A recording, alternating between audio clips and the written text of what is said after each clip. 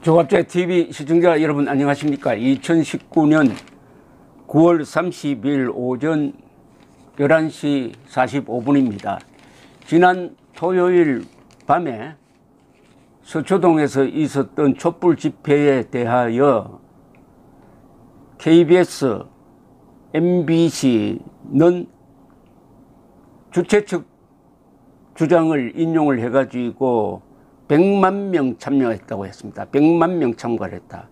JTBC는 현장 기자가 보기에도 최소 50만에서 100만 정도 되는 참가자들이 집회에 나와 있는 것으로 보인다고 이야기를 했습니다. 여기에 대해서 서초구청장 출신 박성중 국회의원 자유한국당입니다. 보도자료를 내고 녹지대와 가로수를 면적에 포함해도 조국 지지 시위대는 많아야 5만 명에 불과하고 서리풀 축제는 7만 명으로 추산된다. 100만, 200만 시위 인원은 현지를 모르는 무지에 따른 과장이다. 과장을 해도 수십 배 과장을 했다는 이야기입니다. 그래야 하여 조선일보 사회부가 독자적으로 계산을 한번 해봤더니 폭 40m, 길이 1.2m 도로에 빽빽히 사람들이 서야 입추의 여지 없이 서야 13만 명이 모일 수 있고, 그 중에는 물론 저기 축제하는 사람들까지 다 포함한 겁니다. 자, 그런데 200만 명, 집회 주최 측은 200만 명이라고 했는데 200만 명이 나오려면은 빽빽히 선 사람들이 한 사람이 14명을 업어야 한답니다. 그러니까 서커스 하듯이 14명, 14층을 인간 14층을 만들어야 200만 명이 된다는 이런 황당무계한 주장을 했다고 비판하고 있습니다. 그런데 한겨레가 그동안에 좀 자숙을 하더니 오늘 드디어 본색을 드러냈습니다. 한겨레 신문 젊은 기자들이 왜 조국 편 드는 보도를 하느냐고 편집국장은 물러가라고 했는데, 문재인 대통령이 직접 선동에 나서니까, 정권이 선동에 나서니까 거기에 호응을 하고 있습니다. 한겨레 신문, 다시 타오른 촛불, 검찰을 개혁하라.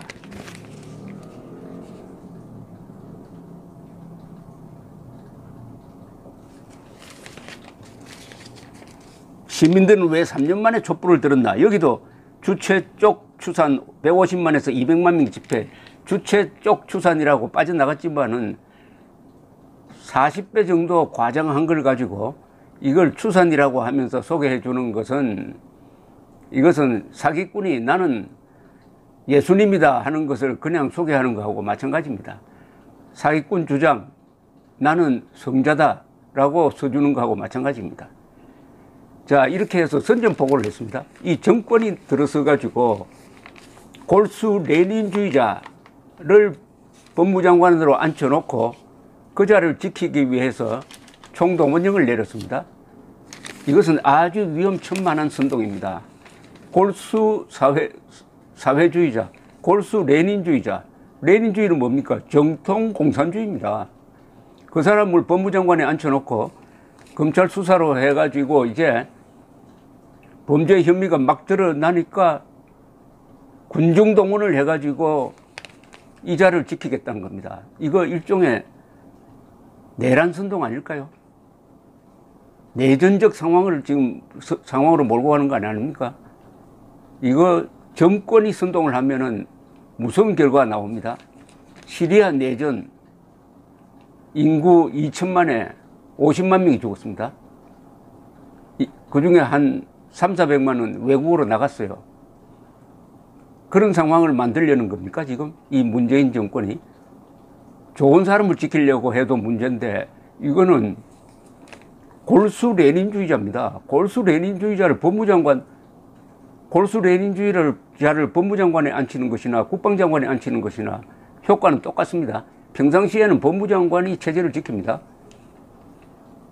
근데 이자가 지금 법무장관으로서 앞으로 할 행동은 국가보안법 폐지 쪽으로 갈 것이고, 공산 반역자 수사를 방해할 것이고, 그 대신 애국자를 잡아 넣는 방향으로 갈 것이고, 말하자면은 계급혁명을 완수하기 위한 총대를 매라는 지시 아닙니까? 더구나 검찰이 수사를 그 부분에 대한 수사가 아닙니다. 다른 부분, 부패 부분에 대한 수사를 하니까 대통령 지령하에 이렇게 군중동원이 이루어졌다. 지금 이거 내전의 초입에 있습니다. 내전의 초입에 있어요. 정권이 내전 또는 내란을 획책, 선동하는 이런 끔찍한 상황이 지금 벌어지고 있는데 눈을 들어 세상을 보면은 다 조용한 것 같죠. 제가 시리아를 2007년에 여행한 적이 있습니다. 그때도 시리아 조용했습니다. 아주 질서정연했어요. 그런데 그 4년 뒤에 선동에 불을 붙이고 유혈 진압을 하니까 나라가 두동강이 나고 국제 전쟁터가 되고 50만 명이 죽었습니다. 대한민국 여기에 기름을 붓는, 선동에 불을 붓는 사람이 힘없는 애국 시민이 아니라 힘있는 이 정권이라는데 아주 끔찍한 상황입니다. 이 국군이 지금 물끄러미 쳐다보고 있는데 시리아는 군대가 분열돼 버렸습니다. 앞으로 이 정권이 우리 국군까지 분열시키려고 할 때 그때 무시무시한 상황이 벌어질 겁니다. 이런 정권 같으면 나중에 불리하게 되면 북한군에 도움을 요청하지 않을까요? 시리아에서 아사드 정권이 코나로 몰리니까 이란 군대를 불러들였습니다. 이란 군대를. 그러니까 반군 쪽에서는 미군도 쿠르드족도 불러들이고 해가지고 국제전쟁터로 만들었습니다. 문재인 정권 아주 위험천만한 선동을 하고 있습니다. 지금. 선동은 무섭습니다. 그리고 거기 촛불 들고 모인 사람이 조국이라는 사람이 정체를, 이념적 정체를 어느 정도 아는지 모르겠어요. 그 사람들이 촛불 들고 지키려고 하는 사람이 대한민국 자유민주주의 체제를 부정하는 골수 레닌주의자라는 걸 알고도 그렇게 하느냐. 다행히 이런 좌익선동에 국민들이 10월 3일 행동할 수 있는 판이 지금 벌어졌습니다. 이게 잘 됐습니다. 10월 3일 행사는 이 좌익의 체제 부정 선동에 애국 시민들이 헌법을 믿고 국군을 믿고 공권력을 믿고 검찰을 믿고 일어나가지고 이 체제 자유를 지키려는 행동입니다. 의미 부여가 새롭게 되었습니다. 홍콩의 예에서 보듯이 자유가 살아있을 때 지켜야 합니다. 자유가 죽은 다음에 자유를 지키려면 반드시 피를 흘려야 합니다. 지금 자유가 살아있습니다. 언론 자유, 집회 자유가 살아있으니까 자유가 살아있을 때 자유를 지켜야 합니다. 오늘 조선일보에 10월 3일 정오부터 이루어질 광화문 일대의 애국 집회에 대한 광고가 여러 단체 이름으로 나왔습니다. 모이는 장소가 다르긴 하지만 결국 광화문이라는 점에서는 같습니다. 10월 3일 문재인 하야 주사파 외의 모든 개인단체들은 참여 바람. 현재 460만 명 가입. 10월 3일 문재인 하야 총괄대표 전광훈, 총괄본부장 이재호, 총괄실행위원장 노태정, 준비위원 장정동 등 교회 전국 목회자 8만 7천 명 쭉 이렇게 이름이 적혀 있습니다.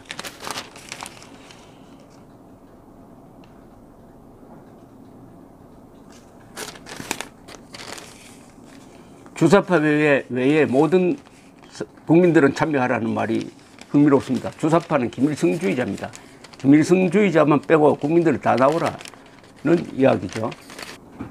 문재인 하야 촉구 이 국민대회는 장소가 교보문고 앞 광화문역 3번 출구 해놓고 광화문 이승만 광장이라고 그랬습니다. 요새 애국단체에서 광화문 광장을 이승만 광장으로 부릅니다.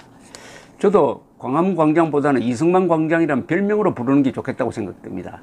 우리끼리는, 즉 애국 시민들끼리는 이승만 광장으로 부르도록 합시다. 이승만 광장, 광화문 광장입니다. 10월 3일 목요일 오후 1시 광화문 이승만 광장, 문고 앞 광화문역 3번 출구 문재인 종북 세력 끝장내자. 10월 3일 목요일 오후 2시입니다. 이건 서울시청 앞입니다. 서울시청 앞입니다. 자유혁명을 위한 국민저항 태극기혁명 국민운동본부로 되어 있습니다. 본 행사는 2시부터 하고 3시 반부터 청와대 행진 및 심야 집회를 한다고 합니다. 밤까지 집회를 한다고 합니다. 주관은 연대기구 모두 나와 국본, 자유대한연대, 국가비상대책국민위원회, 대한민국 ROTC 애국동집회, 대한민국 국군예비역 총연합 이렇게 되어 있습니다. 그러니까 이 자유한국당도 10월 3일 별도의 행사를 하겠다는 모양입니다. 별도 행사. 그러나 결국 하나가 될 것 같은데 홍준표 전 대표도 10월 3일 우리는 광화문 100만 추진하고 있으니 너희도 좌파의 성지에 가서 100만 집회나 준비하라고 맞불을 놓고 있습니다. 홍준표 전 대표도 광화문에 나오겠다라고 선언을 했습니다. 이 사람은 이런 집회에 한 번도 나온 적이 없는 사람입니다.